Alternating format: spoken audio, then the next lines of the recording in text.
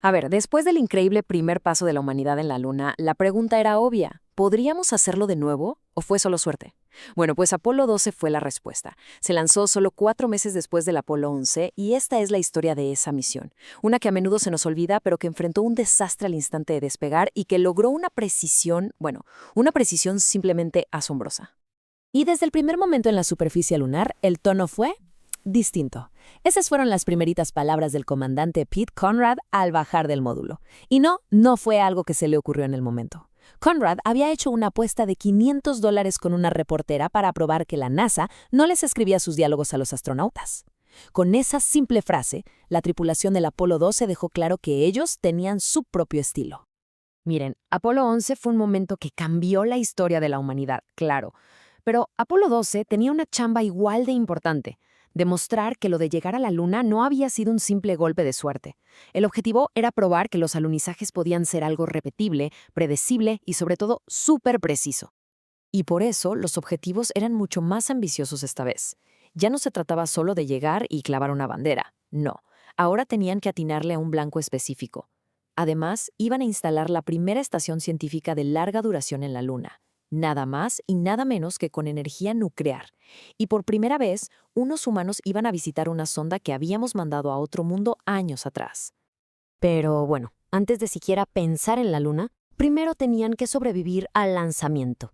Y es que, a menos de un minuto del despegue, la misión estuvo a nada de terminar en una catástrofe total. Resulta que el cohete Saturno V voló directo hacia una tormenta.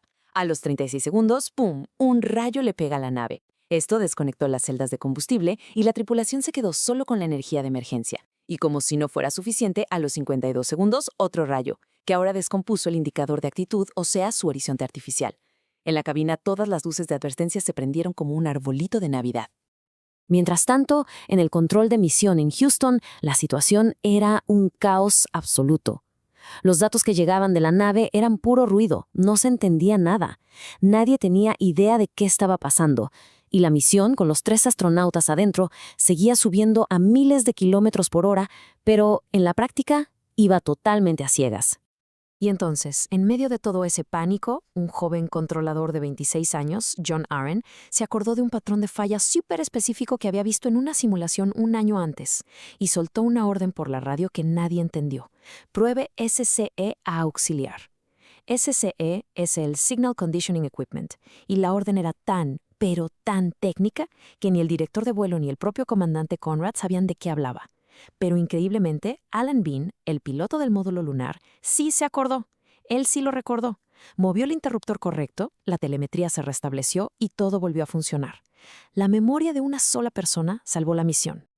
Ok, ya habían sobrevivido al rayo, pero ahora venía su principal desafío. No bastaba con alunizar en cualquier parte. Tenían que hacerlo con una precisión de verdad quirúrgica, apuntando a un cráter específico en un mar lunar gigantesco. Su destino era el Oceanus Procellarum, el océano de las tormentas.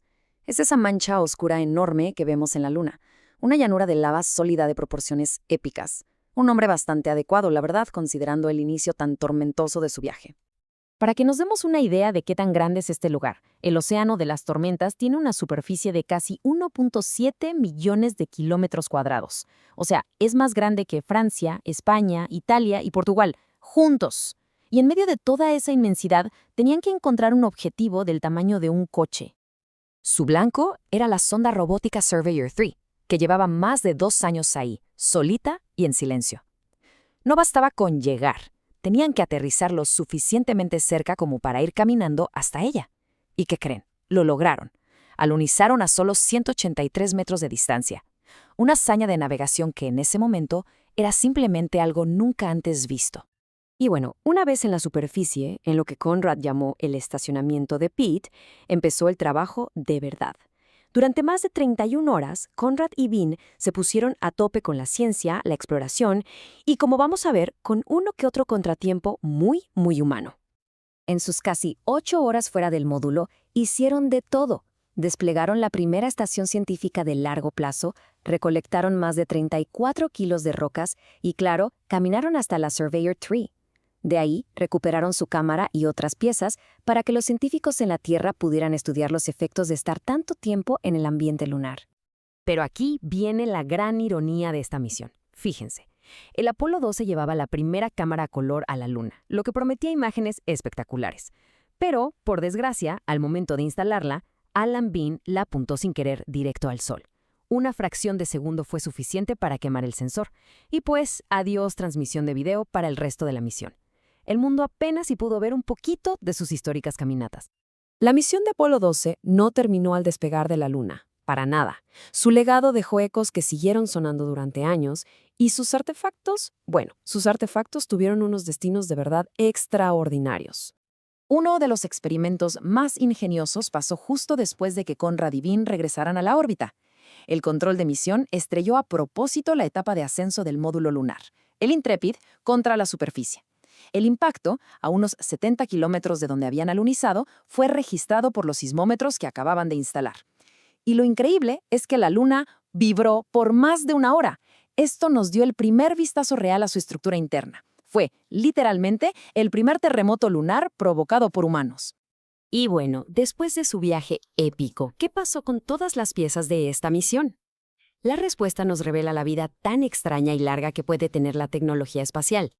El módulo de mando, el Yankee Clipper, está en un museo en Virginia. El módulo lunar, Intrepid, como ya vimos, pues descansa en pedazos sobre la Luna. Pero la historia más increíble es la de la tercera etapa del cohete. Después de impulsar a la tripulación hacia la Luna, la mandaron a una órbita alrededor del Sol. Pasaron 31 años y en 2002 la gravedad de la Tierra la recapturó por un tiempo. Los astrónomos la descubrieron y la llamaron J00123, pensando que era un asteroide, hasta que se dieron cuenta de que era una reliquia perdida del programa Apolo.